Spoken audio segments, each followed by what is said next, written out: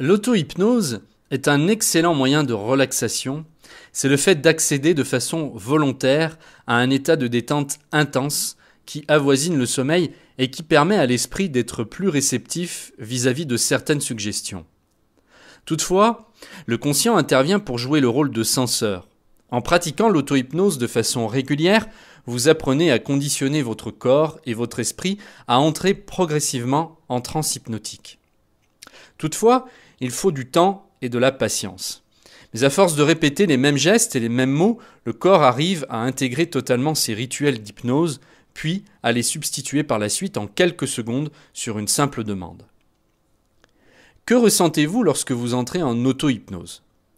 Lorsque vous entrez réellement en auto-hypnose, vous avez des signes de transe hypnotique qui apparaissent. Entre autres, il y a la détente, les bâillements répétés, les signes de lourdeur ou de légèreté, une accélération ou un ralentissement du rythme cardiaque et éventuellement des larmes physiologiques. Il est notamment possible de ressentir des picotements, des sensations d'anesthésie, de catalepsie ou de lévitation de bras. Il n'est pas rare non plus d'avoir des hallucinations, de ressentir une distorsion du temps ou de subir des tressautements musculaires, des sursauts et des frissons. Ces derniers témoignent d'une grande expérience vécue où l'inconscient est touché dans sa dimension émotionnelle.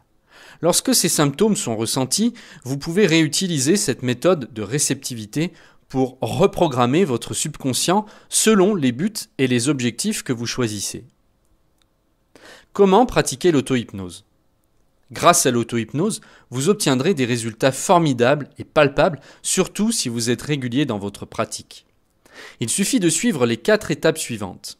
La relaxation, l'approfondissement de la détente, les suggestions et la sortie de l'état hypnotique.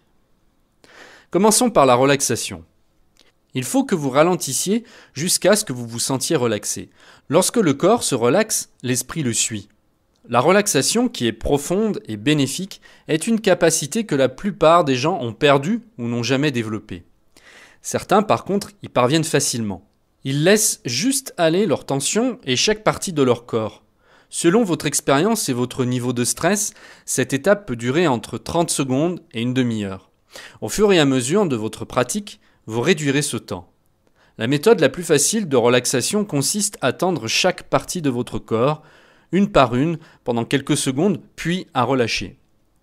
Une fois que la phase de relaxation est achevée, il est possible d'approfondir votre état de détente. Il suffit de se laisser aller. Tout comme le sommeil, si vous essayez à tout prix de dormir, le sommeil sera plus difficile à obtenir. C'est le même principe pour l'auto-hypnose. En effet, vous ne vous rendez pas compte que vous êtes dans cet état. Ce n'est que plus tard, après des années de pratique régulière, que vous serez davantage perspicace.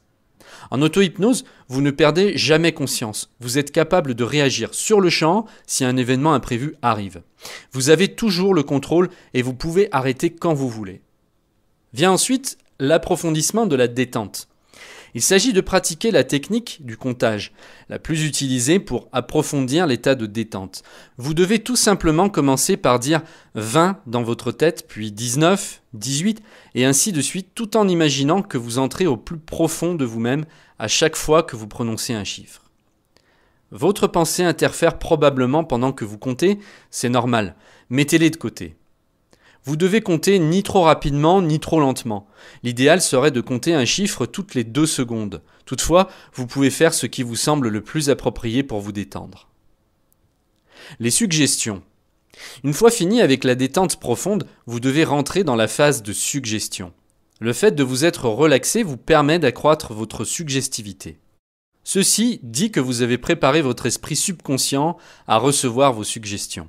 La façon la plus commune et la plus facile de les appliquer est d'avoir travaillé dessus pendant un moment, de les avoir préparées convenablement et de les avoir même appris par cœur. Les suggestions doivent être rédigées à la première personne du singulier « je » et en règle générale, la suggestion la plus efficace est une image. Par exemple, la suggestion peut être une qualité ou une caractéristique que vous aimeriez avoir dans une situation donnée. Même si certaines personnes voient des résultats instantanés, en général, ceci prend du temps, donc ne soyez pas impatients.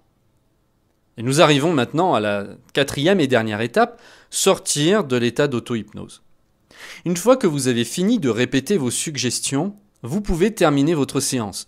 Vous pouvez juste ouvrir vos yeux, vous lever et poursuivre vos occupations. Mais ce n'est pas le mieux à faire. Il est préférable de marquer clairement la fin de la séance. Ceci permettra de fixer une barrière ou une frontière claire entre l'état hypnotique et l'état ordinaire de conscience. Il est éventuellement conseillé de ne pas aller dormir directement après une séance d'auto-hypnose, car si vous faites une sieste à chaque fois directement après avoir fini votre séance d'hypnose, votre auto-hypnose sera assimilée à la sieste. Vous pouvez attendre quelques minutes, juste le temps qu'il faut pour que la frontière soit claire et nette entre l'état d'hypnose et la sieste. La méthode la plus facile à pratiquer pour sortir efficacement de l'état d'auto-hypnose est de compter de 1 jusqu'à 20 en décidant d'être de plus en plus conscient à chaque chiffre. Vous pouvez ainsi aller plus vite et ne compter que jusqu'à 3 après quelques séances de pratique. 1. Vous commencez à entrer en conscience et à obtenir un état de veille. 2. Vous devenez plus vigilant. 3. Vous êtes entièrement conscient.